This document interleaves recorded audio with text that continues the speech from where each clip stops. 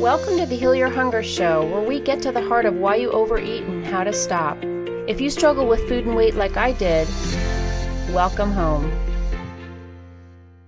Welcome everybody to the Heal Your Hunger Show. So happy to have you here. It is a great day to be alive, and I have a very short message for you today, really directly for those who are binge eaters. You know, not everybody who listens to this show is a binge eater, and I was a binge eater, and so it's just something it's on my heart to share. So before I get into that, I just want to say hello, and welcome if you're at this show for the first time. I'm really excited to have you here. Heal Your Hunger is a special place. It's a special message. This show I consider to be very special, of course, because it's mine, but also because we don't talk about things that are normally talked about. And it's just really important that we do that, because so much of the problem with emotional eating and binge eating and food addiction and whatever other label you want to use, to me, it doesn't really matter. They're all words. It's the feelings and the experiences that really matter. But, you know, we do our best with words. So anything around struggles with food and weight, what compounds the problem is isolation and a feeling that we're the only ones. So I like talking about things that you may be thinking nobody else has ever experienced. And that's why I am so transparent with my own experience, because I want you to know you're not the only one who's done the crazy things you've done with food. And most importantly, to help you know there's a solution. You absolutely don't have to keep suffering and suffering in silence, okay?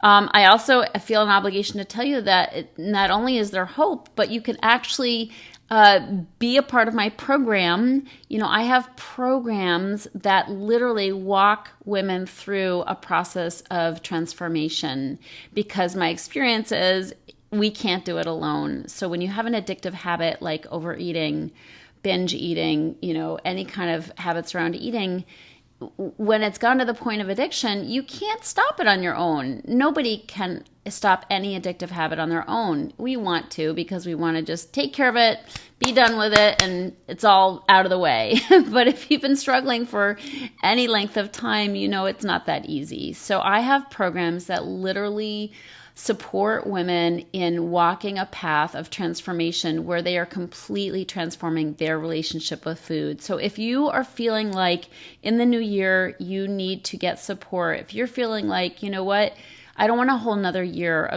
of making a promise at the beginning of the year and then blowing it and then slipping and sliding all throughout the year, you need a program. You need an actual, container with community, people who have been where you've been, and with a very clear-cut solution, step by step, nothing nebulous, nothing like, oh, just love yourself more. No, step by step, what do I do? What's the next step that I take? And, and show me other people who have healed, who have gotten to the other side, who are living in freedom. Okay, so that's what my programs are about. I have women who are walking this healing path.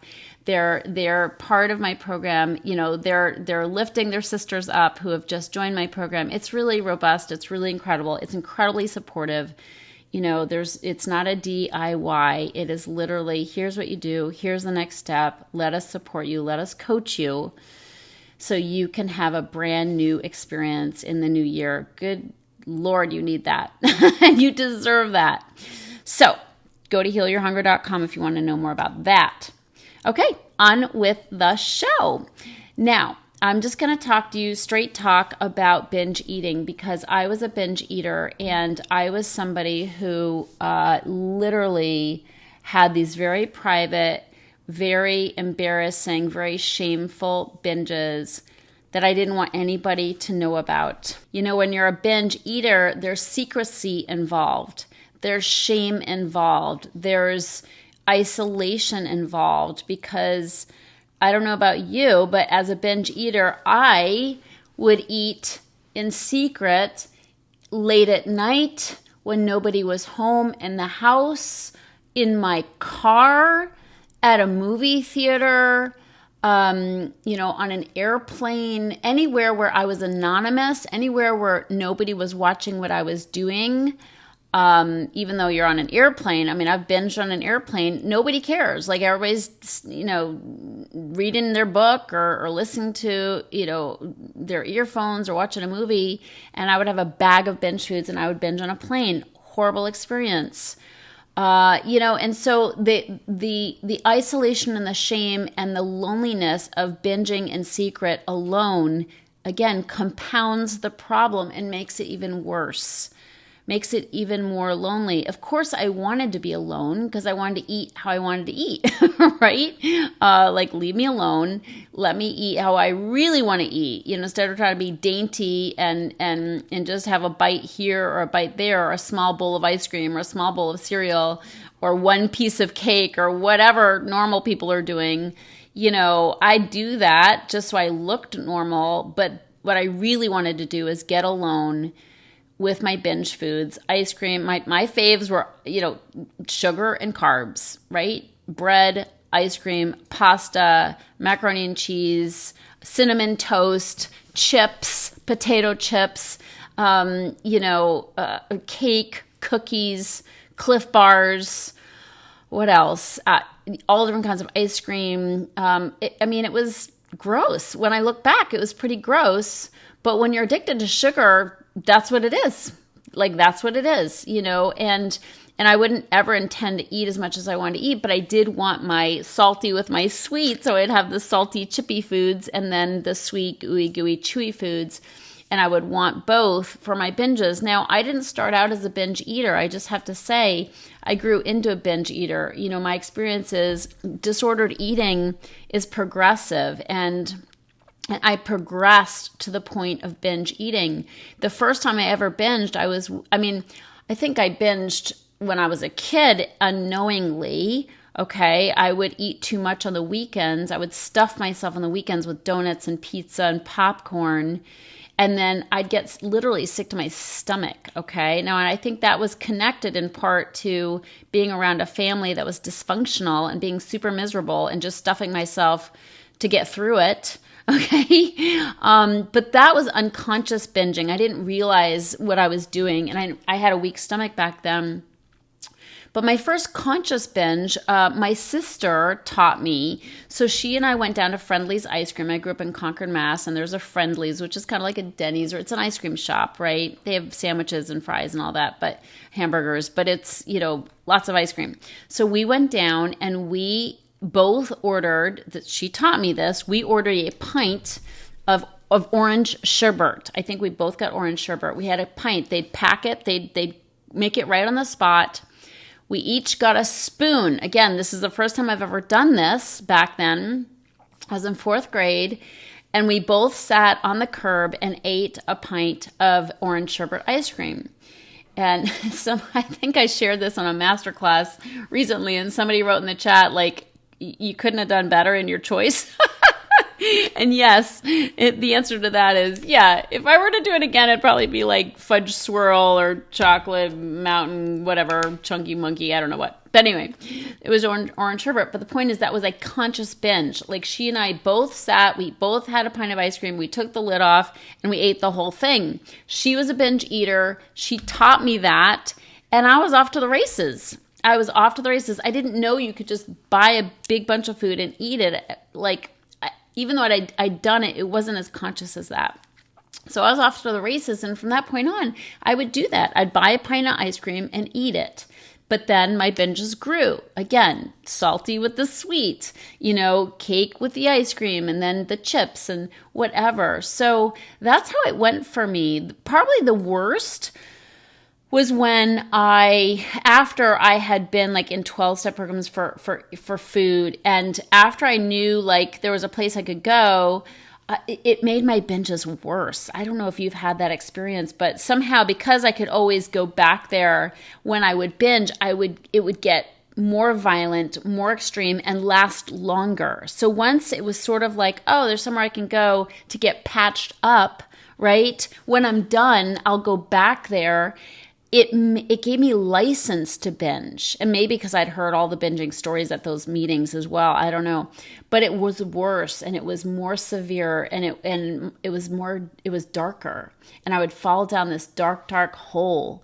So so the binging was progressive. It got progressively worse and actually scary.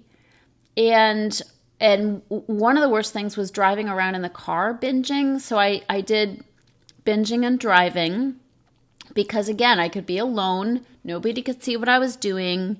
I'd be listening to like talk radio or something on the radio. I'd drive around.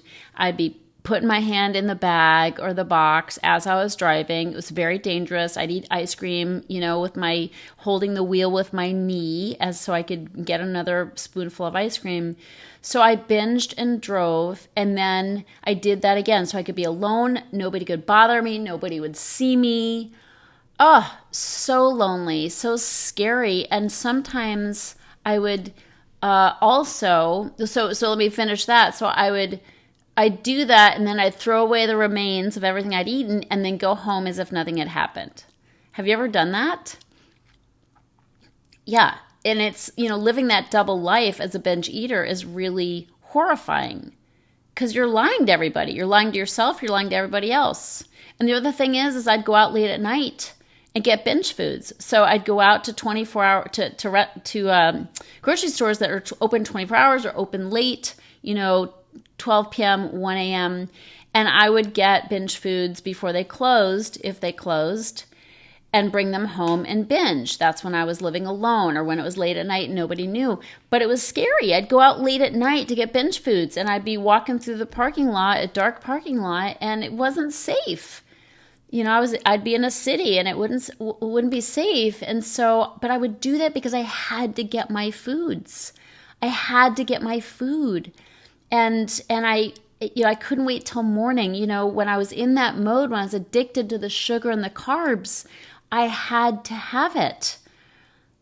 It's awful. I don't think everybody knows this, or maybe not everybody binges this way. And if this isn't how you ate, I'm so glad. It doesn't mean you're not an emotional eater. It just means maybe you're not a binge eater, but you can still be an emotional eater even if you're just eating too much at meals or snacking between meals. But for me, I was a violent eater. I ate binges. I ate in binge quantity, large quantities of food, like 2,000, 3,000 calories. Then I'd feel so disgusting. If you've ever watched my TedX talk, I described this. You get so full, and then you throw away the rest of the food because you're like, that's so gross. You lose your desire for those foods in the moment. And so you're like, I'm never eating that again. And I'd throw it out. And then I'd go back and get it later. If I knew there were cookies in the trash and I woke up in the morning, I'd be like, I don't want those cookies to go to waste. So that's how it was for me. And I share that because, especially at my TEDx talk, so many people comment and they're like, oh my God, I've done that. And I just want to kind of, take away the shame, take away the stigma of binge eating.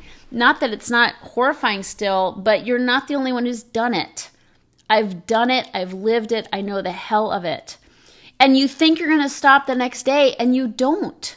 Maybe you don't eat breakfast and lunch because you're like trying to make up for the calories you packed away the night before, but then by dinner you're hungry again. And then you're craving the things you ate. Like I would eat things maybe for my first time. I'd try out new things at the store and then I'd want more of that the next night. And I'd do it again. And it just turned into this nightmare of binge eating. So if you have that experience, I just want to share you're not alone. This is like gazillions of people across the land are doing this. And it's horrifying. It's an addictive habit. And again, you're likely not going to stop on your own. And you're likely not going to stop without, a process, without a program to help you stop. And you might have stopped for a long period of time and then started up again. I did that too. And you think you're done. You're like, I'm done. I'm never doing that again. And then you do. You get another bump in the road, another, point of stress in your life, and you're doing it again. So I've been there. I've done it. There is a way out. You're probably not going to figure it out on your own. That's what Heal Your Hunger is about. And I'm just here to say, I don't eat like that anymore by the grace of God. I've made changes in my life. I do things on a daily basis that enable me to live in freedom. That's what I teach my clients. And I'm just here to say, you can come out of the darkness. You don't have to live like that anymore, but you're going to have to, you're going to have to make some changes. And I'm here to help if you want help. But hopefully this alone will give you some encouragement and hope that there's a way out. If I've overcome this, friends, you can too. I promise you. And I'm happy to show you how and take you by the hand and guide you on a path of freedom. That's what my clients are experiencing. That's what you deserve to experience. Life is waiting for you. Being obsessed with food and weight is no way to live. Anyway, that's my story. I love you so much. I'll see you on the next show. If you enjoyed this podcast and want to get free support, insider health info, exclusive invites to events, and more, visit healyourhunger.com.